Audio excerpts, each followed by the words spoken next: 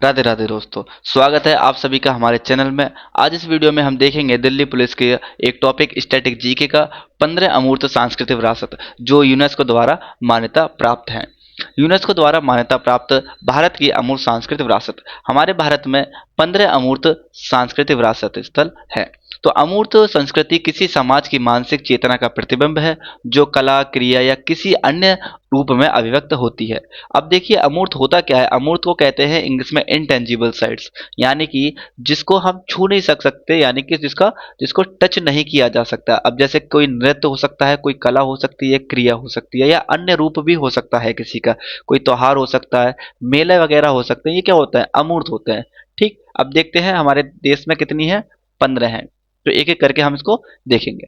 तो पहली आती है वैदिक जप की परंपरा। ये भारत की पहली अमूर्त सांस्कृतिक विरासत है जो कि 2008 में इसको मान्यता दी गई थी, यानी कि यूनेस्को में शामिल किया गया था। दूसरा जो आता है रामलीला, रामायण का पारंपरिक प्रदर्शन, इसको भी 2008 में शामिल किया गया है। नेक्स्ट कुटिया कुटियाट्टम संस्कृत थिएटर, इसको भी 2008 में शामिल किया गया है। रमन धार्मिक त्योहार और गढ़वाल हिमालय के अनुष्ठान थिएटर भारत, ये किस में शामिल किया गया? तो कौन सी वर्ष है? 2009 में इसको शामिल किया गया है। तो जो ये पहली हैं जो तीन साइट, इसको एक 2008 में ही शामिल की गई थी। नेक्स्ट देखते हैं मुदियट्टू। मुदियट्टू अनुष्ठान थिएटर और केरल के नृत्य नाटक, इसको 2010 में शामिल किया गया। ये मुदियट्टू जो है ये मोस्ट इंपॉर्टेंट पड़ता है, अक्सर एसएससी के एग्जामों में पूछा जाता है।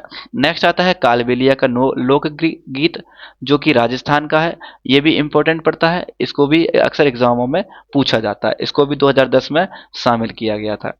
देखते हैं छऊ नृत्य। छऊ नृत्य, इसको भी 2010 में यूनेस्को में शामिल किया गया था। छऊ तीन प्रकार का होता है। पहला मयूरभंज छऊ जो कि ओडिशा में बनाया जाता है। जो नेक्स्ट होता है पुरुलिया छऊ जो पश्चिम बंगाल में होता है। अगला है सरायकेला छऊ जो झारखंड में बनाया जाता है। और जो छऊ है ये अर्धशास्त्रीय नृत्य है जिसको नौमा नृत्य भी कहा जाता है। ठीक, तो अगला देखते हैं लद्दाख का बौद्ध जब 2012 में इसको शामिल किया गया था और एग्जाम के पर्पस के लिए ये ज्यादा इंपॉर्टेंट पड़ते हैं।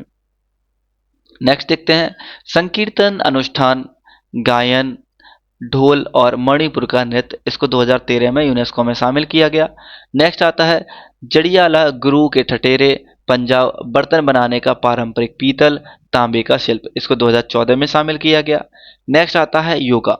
जो योग है ये योग भी इंपॉर्टेंट पड़ता है एग्जाम के लिए, 2016 में इसको शामिल किया गया। अगला है नवरोज उत्सव। ये भी क्या है? ये भी इंपॉर्टेंट पड़ता है, एग्जाम में पूछा जाता है। इसको भी 2016 में क्या किया? शामिल किया गया। तो ये दोनों भी इंपॉर्टेंट हैं।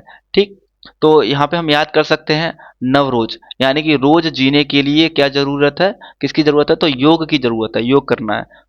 कौन सी उम्र में? तो 2016, यानी कि 16 की उम्र में हमें योग करना चाहिए। हम रोज योग करेंगे तब हमारा क्या होगा? एकदम स्वस्थ रहेंगे।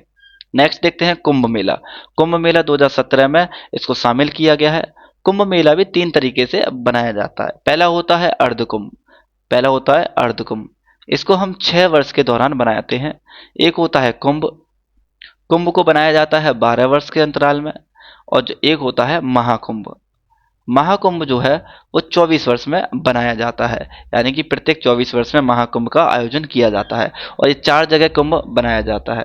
ठीक, कोलकाता में दुर्गा पूजा। कोलकाता कहाँ पड़ता है? तो वेस्ट बंगाल में पड़ता है। तो वेस्ट बंगाल में दुर्गा पूजा का जो त्योहार बनता है ये भी काफी महत्वपूर्ण है, जो कि 2021 में यूनेस्को में शामिल किया गया। अगला पड़ता है गुजरात। गुजरात का गरबा डांस या गरबा नृत्य, इसको 2023 में शामिल किया गया। तो 2023 तक का ये डाटा है। इसके आगे अभी तक कोई भी यूनेस्को साइट में जो अमूर्त स्थल है वो जोड़ा नहीं गया है। जो अंतिम है ये भी इंपॉर्टेंट पड़ जाता है, गुजरात का गरबा नृत्य। तो आज इस वीडियो में हमने देखा 15 अमूर्त विरासत स्थल। तो आज के लिए धन्यवाद। वीडियो अगर अच्छी लगी हो तो वीडियो को लाइक करें, शेयर करें और सब्सक्राइब करें। धन्यवाद।